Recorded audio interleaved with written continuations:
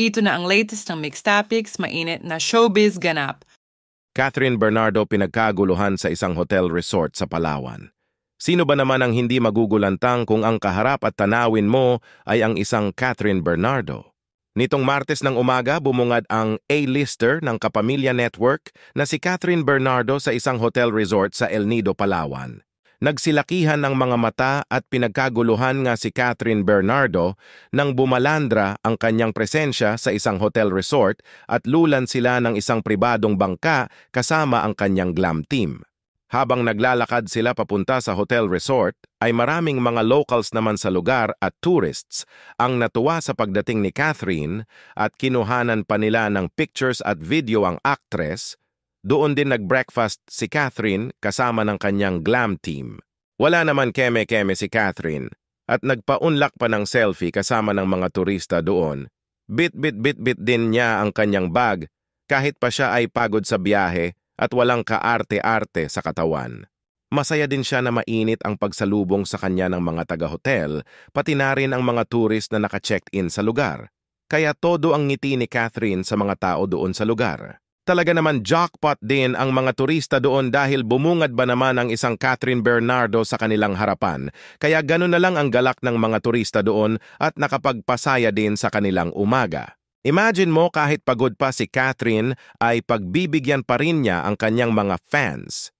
Ayon nga sa mga turista doon at caption sa mga videos na pinost sa kanilang social media na very accommodating daw si Catherine at full of smile palagi sa kanila. Sabi naman ng mga nakawitness sa pagdating ni Catherine ay bareface ang dalaga nang dumating sa resort at walang ka-makeup.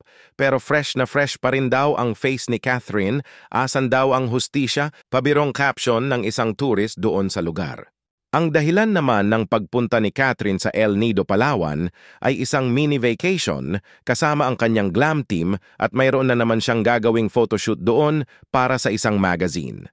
At alam nyo ba na ang pictorial na gagawin ni Catherine ay isang pasabog at paghahanda sa summer? Kaya asahan na ang mga lalabas na larawan ni Catherine ay sexy and hot na naman.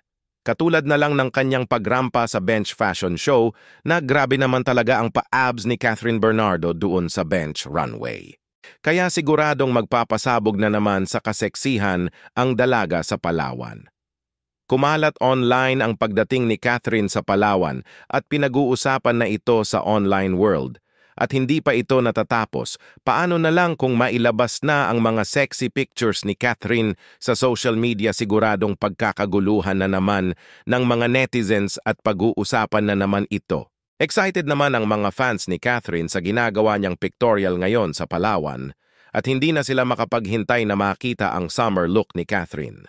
Makikitang napaka-busy nga ni Catherine ngayon dahil kakatapos pa lang ng Bench Fashion Week ay dumiretso na agad siya sa Palawan para sa isang pictorial ng isang magazine. Kaliwat kanan din ang ginagawa niyang TV commercials para sa kanyang mga big-time na endorsements. Sana daw ay habang nasa Palawan si Catherine ay sulitin na rin niyang magpahinga at magbakasyon pagkatapos ng kanyang pictorial dahil diri-diretso daw ang kanyang trabaho ngayon kaya deserve niyang mag-relax din at magpahinga dahil pagkatapos ng pictorial niya sa Palawan at sabak na naman siya sa ibang mga projects niya. Masaya naman ang mga supporters ni Catherine dahil sa tinatamasa ng kanyang karir ngayon at nakikita nilang masaya si Catherine sa kanyang mga ginagawa. Strong woman, carefree at genuinely happy ngayon. Hindi na makapaghintay ang mga fans ni Catherine para makita ang pinaghandaan ni Catherine na summer edition ng isang magazine at ngayon pa lang ay kinocongratulate na nila ang kanilang idolo. Excited silang makita ang mga posts at outfits ni Catherine para sa summer. Samantala, ang isa pang inaabangan ng mga fans ni Catherine ay ang balik pelikula nila ni Alden Richards dahil napabalitang mayroon ng plano, ngunit hindi pa ito pwedeng sabihin dahil pinag-uusapan pa nila ito ng mabuti. Lalo na tapos na ang Out of Order ni Alden kasama ni Heaven Peralejo. Maaari na daw isunod ang sinasabing reunion project ng dalawa. Ang isa na pinagkakaabalahan kasi ni Alden ngayon ay ang paggawa ng Pulang Araw, kasama niya dito ang mga talented Kapuso stars. At isa sa commitment din ni Alden ngayon ay ang celebration ng 50th Mowel Fund. Priority nila na isulong ang programa para sa mga movie workers to elevate the working condition, protection and safety ng mga trabahador sa mundo ng showbiz industry dito sa Pilipinas.